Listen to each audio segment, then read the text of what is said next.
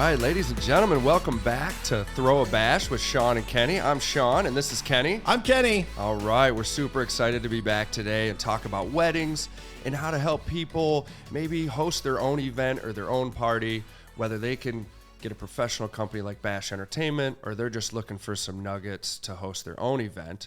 But before we get into it, Kenny, did you have any weddings this weekend? Finally. I'm finally awesome. back. Finally off vacation? Finally off vacation and back at it, yeah. I was out at the Metamora Golf and Country Club. Shout out to the Metamora Golf and Country Club. Very cool. How did that go? Weather was a little tricky this weekend. Oh, bro. I had, after nearly 20 years of being in this business, I actually had a ceremony system that got completely rained on. Oh my God. I set it up. The rain was not in, it was off. The radar looked great. Right. I went to change to get ready. I come back out and it's just a total downpour. And I'm looking 200 yards away at my system sitting there. Oh, you could see it by in the rain. itself out by this beautiful oak tree and this beautiful golf course, just sitting there, on. just getting soaked. And you kind of waited for the rain to stop before you ran back out there? Well, what was I going to do? Right. The lady from the venue looked at me too. Angie, she was super nice. She's a great lady, but she looked at me and goes, "Do you want an umbrella?" It's a little late for that, I think. But, how about a towel? That was exactly what we ended up doing. We got some towels. So some of it got salvaged. But obviously the show must go on. So how did you persevere in a situation like that? You pivot, man. Yeah. You have backup gear. Yeah. Fortunately, the speaker worked. The mixer was shot, but I could go directly to the speaker. Right. And did they end up moving the ceremony inside? Nope. That's always frustrating when we're stuck in those situations because clearly the client wants their ceremony outside, but it's always that last second decision. And clearly us as DJs with our equipment, we're kind of leaning towards, let's just move this inside. Right. Why take the risk? Why take the risk? And there are times, Shawn, where I have literally said, I'm not taking this risk. I won't do it. Same here. Yes. Can't do it. Sorry. Right. One drop of rain is too much. Right. Well, unfortunately, that was a common theme this weekend with the rain. I didn't experience it raining on my equipment, but another one of our DJs in our team, shout out to Love, rest in peace to some of Love's equipment. Sorry, he Love. had some rain land on his equipment, but same thing. He pivoted. He made sure that the event still went on, obviously. But, those are tough lessons to learn sometimes, to be reminded that, water and electricity and electronics do not mix. And in this event too, even a pop-up tent wouldn't have. Right, because they typically aren't waterproof. They're not waterproof. It was raining sideways. That too. It was going to get wet even if there was a pop-up tent. Unless you had walls and it was so crazy windy during the actual rain and the storm that unless that pop-up tent was anchored, that it would have blown away. Was going away too. Yeah. So makes for all these reasons that hey, let's move this inside. Great. There's a beautiful tent right over there. Let's do it there. But no, obviously we aim to please. So I usually push it to the last second too. I'm all about the client. So I'm like, I'm grinning the whole, worried about it the whole time, but it is what it is. And hopefully it doesn't rain on my stuff. I'm wishing that that's the change that I could have made. I should have waited until the very last minute to set up, to do the ceremony setup. Yeah. I always like to get it done earlier, make sure that it's ready to go so that I'm super prepared. But in this case, if I had waited, it would have been helpful. But, live and learn, right? Yeah. We had, I had 2 weddings this weekend on Friday. Yeah, where were I was you at Walden Woods at the Lakeview tent. Walden Beautiful Woods. venue. And we had an outdoor ceremony, which was super hot that day. Yeah. And it was a funny, kind of funny situation. One of the family members was running late, and it was one of those, and they were a very important family member. I don't want to call them out specifically, so but they got to be there. They had to be there. Yeah, so we had to wait, and there's a lot of traffic right now on all the freeways. So especially around that area, that's a terrible area. Terrible area there for traffic. So make sure you show up early, leave early, especially if you're an important person in the wedding. Right. But it was literally like 45 minutes late, and all these people were like sitting in the sun, because we were trying to get things started. So I was like, please take your seats. And then it was like, oh, now I feel terrible. Please sit in the sun. Please and come back die. to the shade. Yeah. And we were getting they'll be here in 5 minutes. And that was every 5 minutes for about 45 minutes. So it was brutal. But luckily went off without a hitch and was great. Ton of fun. And man, once the weather cooled off, it was a killer party. And then my wedding on Saturday was at the Holly Vault. Cool. Super cool venue. Very cool spot. Yeah. And they have the separate wedding chapel to host the ceremony. So weather was not a concern there. Beautiful wedding at the chapel, and then had the reception over at the Holly Vault. Ton of fun, danced all night long. So speaking of ceremonies, yeah, as you just were, and we were talking about ceremony at mine, that's a really good way to kind of get into our topic today. We're talking about additions, add-ons to wedding packages, and what that looks like and what that can be. And a lot of times, one of the very first add-ons that you get is a wedding ceremony. Right, which typically 10, 15 years ago, I mean, we've both been in the game for 20 plus years, so it's like we both know 10, 15 years ago, it was super common for them to still get married in a church. Yeah, very rare to do a ceremony. Now you're doing it every wedding almost, it seems like. Almost every wedding. You're excited when you don't have one. Right. It's like, wow, that's going to be a really easy day. Yeah. No ceremony Cakewalk. today. But, it's definitely something that we love providing the service for because, obviously it feels great to help. It's such an important moment. So that's the moment, right? That's everything. Right. It's and so when it comes together perfectly and that ceremony's like the audio for the vows is crystal clear and that walk-up song for the bride is timed just perfectly, it makes us super excited because it just flows so smoothly and sets the rest of the night up for success. So let's talk about that a little bit because the whole idea behind this is tips, tricks, nuggets, as you always like to say, for brides and grooms who are looking to plan an event, event people who work in the space already, right? When it comes to ceremony, what kinds of things do you think that most people either overlook or maybe need to know about what they might need for a ceremony? Honestly, microphones are one of the biggest things. Right. And what kind of microphone? Is it a wireless lav mic that clips onto the tie? Or is it just going to be a corded mic they put on a mic stand and then you got a mic stand in all of your photos? We typically even a wireless handheld on a mic stand, you're still going to have that stand in your photos. And a lot of photographers hate that. They hate that. Yeah. And, and so do the bride and grooms or the wedding couples. They definitely don't like that. And then, is your setup battery powered? Are you efficient? Yes. In how you're set up? Right. Do you need an extension cord or do you have battery powered options? Because a lot of times the ceremony locations more and more are remote areas, even at the venues. Yeah. We want to get married by this beautiful, willow tree or oak tree. Right.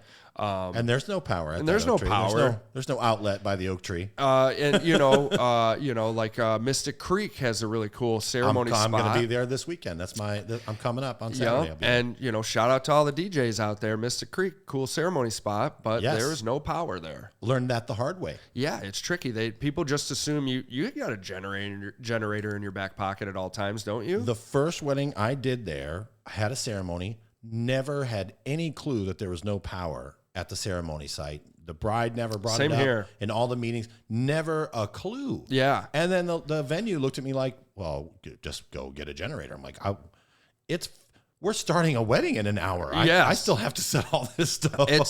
I'm pretty sure it went for me the same way. And that's an awesome venue. It is. No knock to them, obviously, but it seems to be something that's overlooked or assumed. So we typically we always have battery options. Do we always have a generator on hand? No.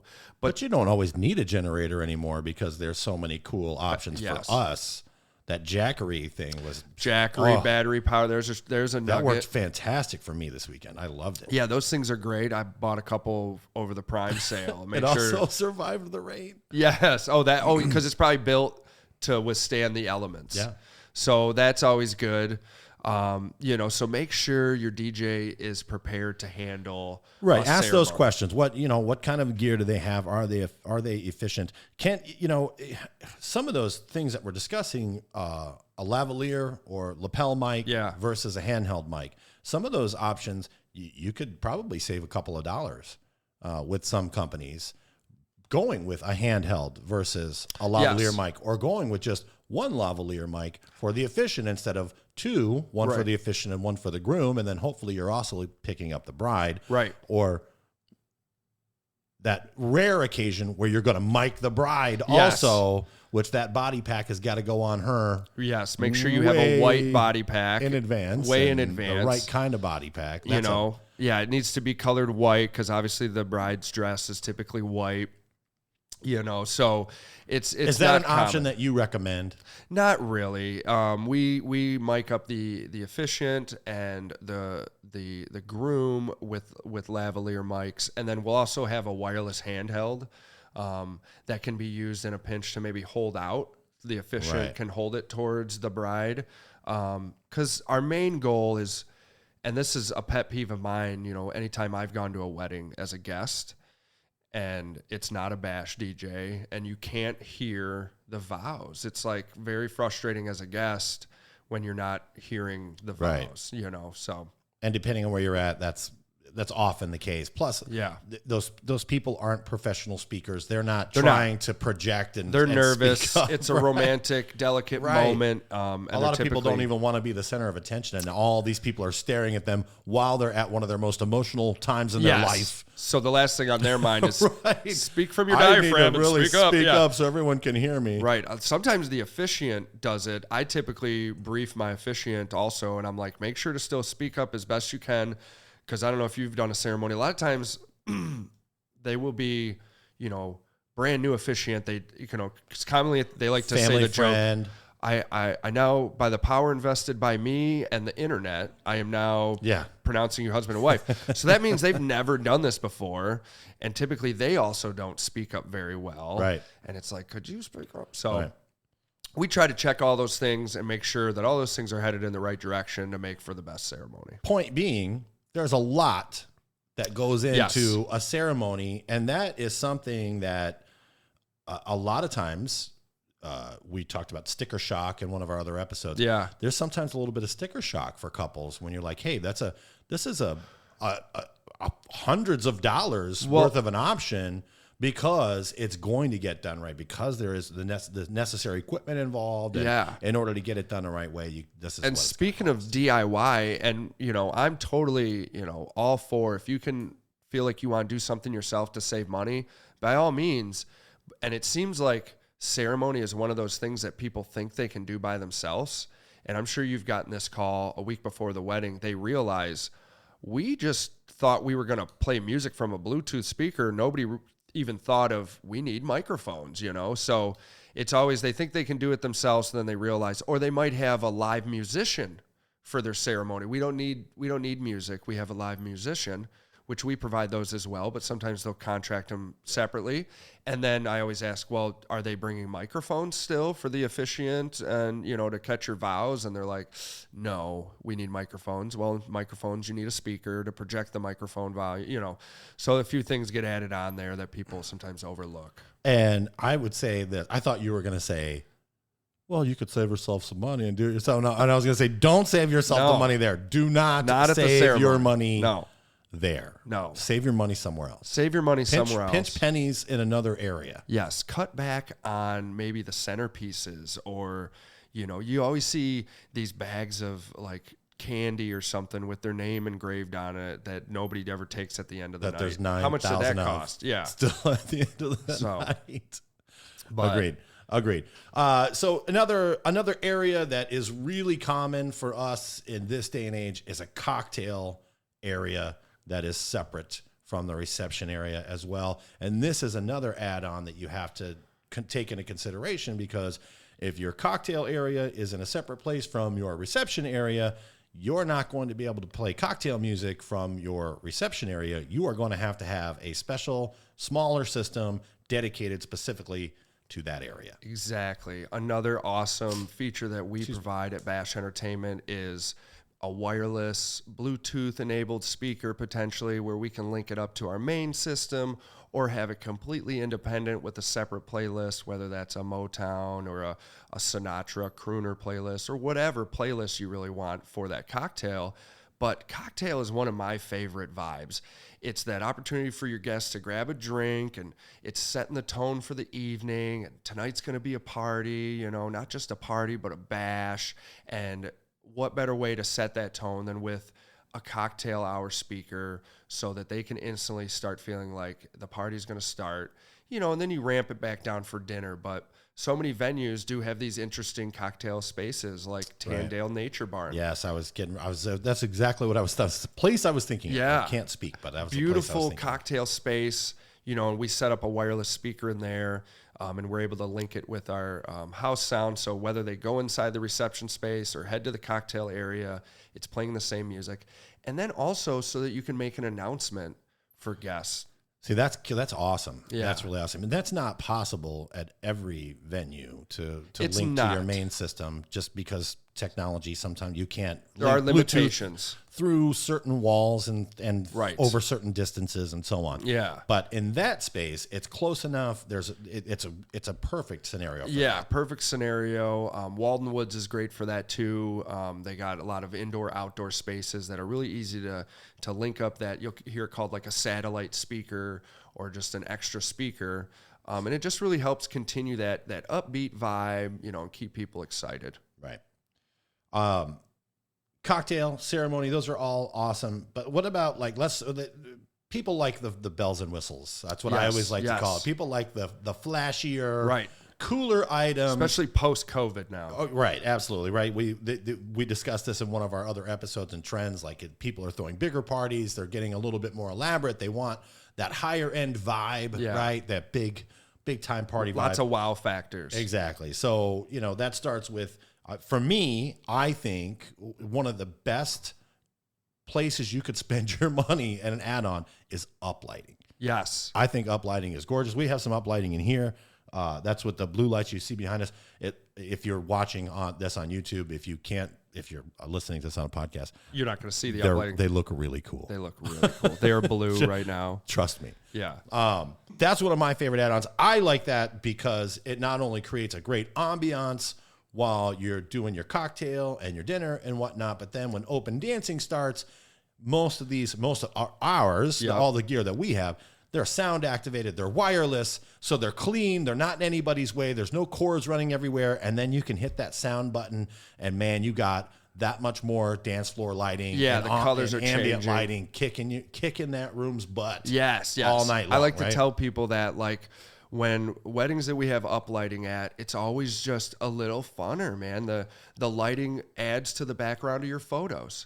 It adds some contrast to your photos. We can set it for one color for dinner and cocktail, kind of a classy amber gold color, or a white, or just something subtle. I love this blue. Blue is one of my favorites too. Especially in a white tent. Yeah, it just adds to it. Cool. And then, like you're saying, once dancing starts, hit a button. And it's that trigger for people to know it's party time. We're here to party. Clearly, this is a full-on party now that we got the lights going. And it's party time. We're here to party time. That's right. we're here to party. Boom. Let's get this party started. But before we go any further, I want to give a quick shout out. We actually have another awesome sponsor for this episode. Yeah, let's do that. Yeah. So we actually have Grit and Lavender. That's right. Big shout out to Grit and Lavender. They're a co-working space. Are you familiar with these co-working spaces? I am. Yeah, super cool option, especially now that a lot of people are working from home. I know I struggled with this before I got the Bash headquarters to be able to not work from home and all the distractions at home, right? So if you're needing a place to get out of the house, whether it's temporary or long-term, Grit and Lavender in Brighton has a bunch of really great options.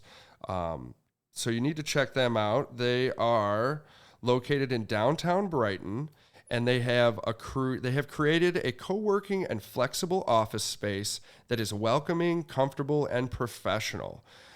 Their space is ideal for solopreneurs, independent contractors, work-from-home employees, and small businesses. They use the space to hold private meetings or a virtual meeting. They got a ton of really cool, like, interactive TVs mounted on the wall that you can do Zoom calls through. And they encourage their members to get to know one another in that space, collaborate on projects. So not only are you now in your basement by yourself with your kids' toys, you're in a collaborative space, even if it's not somebody in your exact business. You can often cross paths in the hallways and just help keep that, creation going. So they're conveniently located in downtown Brighton, and they're within only a few blocks of many wonderful things right there on Main Street. So make sure to check them out. Grit and Lavender. We'll have their socials and their contacts in the post. Grit and Lavender. Shout out. Thank you very much for your sponsorship. Shawn, let's talk about some more of these fantastic add-ons. One of your favorites, one of my favorites. This is becoming, it was hot for a minute. It went away, I felt like. Yeah. And it's really becoming big again. Monogram lights. Monogram lights. What is a monogram light? Tell us. So monogram is your name in lights on the wall, right? So, and it could be your name, or it could be like a symbol or a crest, so to speak, now that you've joined your names maybe, or it's just your initials, but it's just another unique way to enhance your wedding. And I had a client once, because it's often a very ornate, cursive style writing, right, and like some calligraphy almost. Calligraphy, yeah. Right. And they were like, well, we fancy. can't really, it's not very readable right away. And it's like, well, most people know your name showing up to the wedding. We're not literally trying to educate people how to spell your name. It's more of a design. It's supposed to be. It's just supposed to look pretty. It's supposed to look pretty. And it once again looks awesome in the background of your photos, and it's projected up on the wall or on the dance floor. I think a lot of people, when they envision this, they think of their name in big letters all across the dance floor, which quite honestly, in my opinion, is not the way it looks best. No. It doesn't typically look the way that you would vision it in your head, right? Yes. You think, oh man, it's just going to look so amazing on the dance floor. It really doesn't. But when you put it up on the wall, amazing. Man, yes, it looks so cool. Cool statement point. Talk about wow factor. Some things to think about if you're considering a monogram. If your venue has a lot of windows, it might not be the best idea for a monogram, because obviously it can't be projected onto a window, and you need kind of a darker space for it. But we have a lot of ways. You have to go from the window to the wall. From the window to the wall. I'm glad you didn't miss that opportunity. Sorry. But monograms, super cool add-on. Yeah. And very affordable. Yes. Uplighting, monogram, very affordable add-ons. Yes. These are not things that are crazy, crazy expensive. Trusses, totems, additional. Those are usually for additional lighting options, or just maybe just a different kind of aesthetic. Yes, a different vibe. If you really want your wedding to feel like, hey, you've invited all your guests to a bash, there's no better way than the setup. You'll see a lot. Totems, right? They're like these big tall columns, or they're called trusses, and we can light them up, and then you can mount the lights on top of them. So it just gives you more of that full-on concert experience, kind of a club vibe experience. So if you're really wanting to amp up your wedding, consider adding trussing and upgraded lighting. Those full cross-member aluminum trusses that stay, a lot of times will stay unscrimmed, unskirted. Yes. But they still look super cool, that clean, industrial, modern, awesome look, right? With a cool light. Feels like you're at a concert almost. Yeah, it does. It feels much more like an event. Yes. Right? It feels much more like an event. Those are super, super cool. And again, not a crazy... No, not crazy expensive to consider adding that on. If you add all of this stuff together, we're going to have a pretty decent... We're going to have... But we have payment plans. And what a bash that's going to be too. What a bash. Do you want to talk about the rave experience? I would love to talk about the rave experience. I'm kidding. I want to actually talk about something that you have been talking a ton about lately. you are really on the foam sticks. Man, Talk to me about the light up sticks. foam sticks. So you might be seeing them in photos of your friends' weddings, but it's a ton of fun right now. So it's the light up foam stick. It's got a little button and then it's got LED lights inside of it. We can help you get these light sticks, or we often tell people, feel free to jump on Amazon. You can find them on there too. But it's just a great way, once again, to add some energy, instant energy to your dance floor. Looks cool in photos.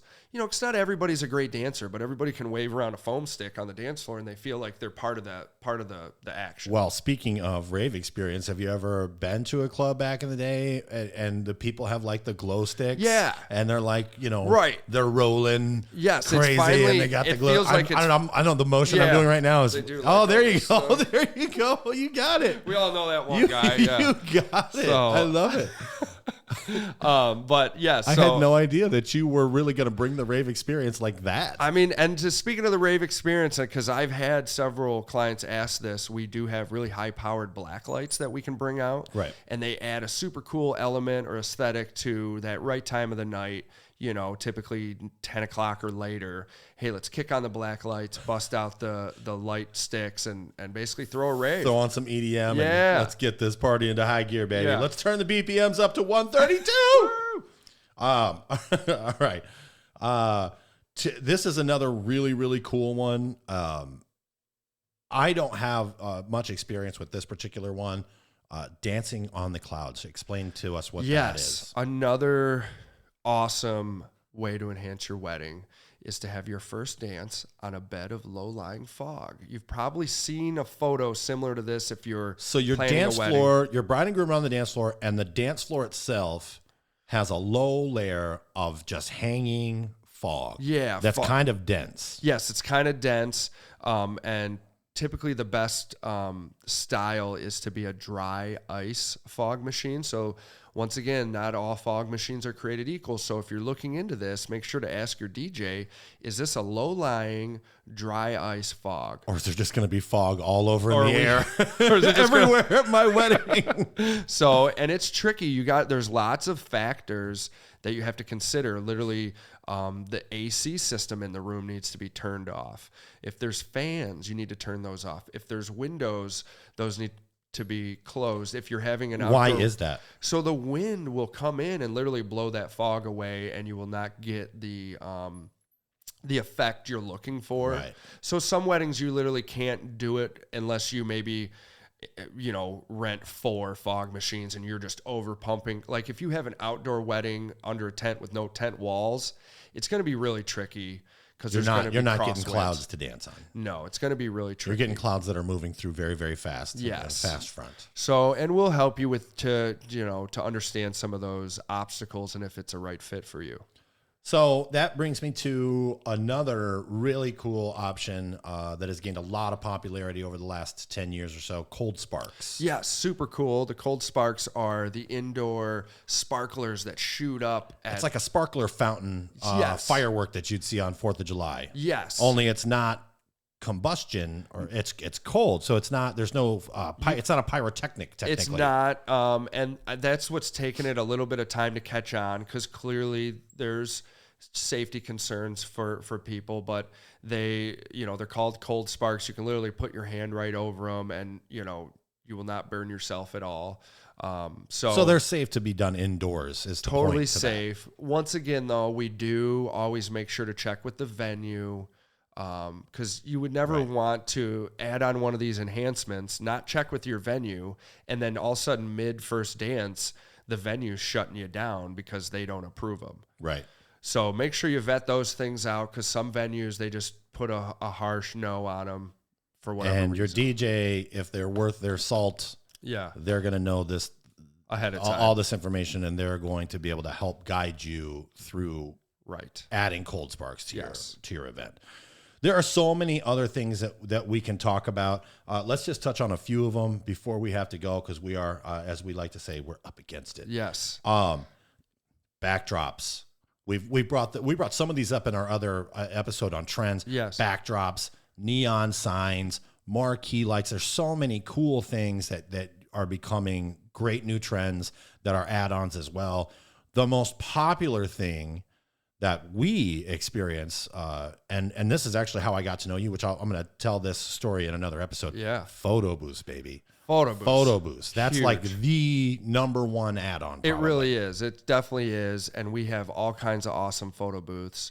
And we're going to do another episode soon. Don't say too much, where Shawn. we only talk about photo booths. So make sure to tune in it's such a good add-on that it gets its own because there's so many questions. Episode. Do you need to have an actual booth? What different kinds of photo booths are there? Well, don't answer all the questions right now. There's so many intriguing things that you need to think about when considering a photo booth. Yeah, because it's crazy how many different options there are and the different things that you can be doing with a photo booth. So we're going to stop that right there. Shout out to Grit and Lavender, our sponsor. Yes, thank Shawn, you, Grit and Lavender. Thank you for another awesome episode. We're going to wrap this up, and we're going to come back another time and talk to all of you fine people that hopefully are listening to this. Thank you very much for tuning in. Hope you guys have a great day. That's right. Don't just throw a party. Throw a bash, baby. Boom.